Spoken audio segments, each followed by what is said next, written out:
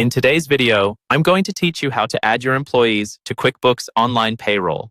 We'll walk through the process from the moment you log in, all the way to finalizing an employee's profile, so you can start running payroll with confidence. First, sign into your QuickBooks Online account. Once you're on the main dashboard, look over to the left-hand side and click on the Payroll option. This opens up the payroll area of your account. From there, make sure you're on the Employees tab. This is where all the people you pay will be listed once they're set up. To start adding someone new, look for the button that says Add an Employee and click it. This opens the setup form for your new team member. Begin by entering the employee's basic information. Type in their first name, last name, and their email address. The email address is important because it allows QuickBooks to communicate directly with your employee, especially if you're using online onboarding or direct deposit. Make sure everything is spelled correctly, since this information can appear on pay stubs and tax forms. Next, you'll choose how you want to handle onboarding. QuickBooks gives you two options. The recommended option is to invite the employee to QuickBooks Workforce. With this, you simply select the option to have them enter their own personal, tax, and banking information. QuickBooks will send them an invitation, and they can securely fill in their details online.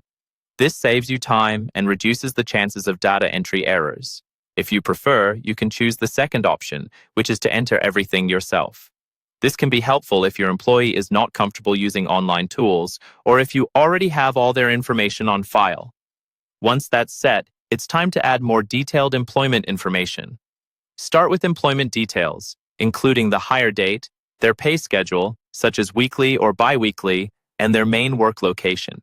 The pay schedule controls how often they get paid, and the work location can affect tax settings, so double-check those fields. Then, set up pay types. Choose whether they're salary, hourly, or commission-based, and add any other pay types they might receive, like overtime or bonuses. Accurate setup here ensures payroll calculates correctly. You'll also want to add any deductions and contributions. This might include health insurance, retirement plans like a 401k, or any required garnishments.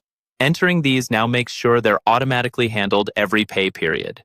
Next, choose the payment method. For direct deposit, you'll enter their bank routing and account numbers, or confirm the ones they provide through Workforce. If you'd rather issue paper checks, select the check option instead. When you've reviewed everything and are satisfied that the details are correct, finalize the profile by clicking Save, Done, or Add Employee, depending on what you see on your screen.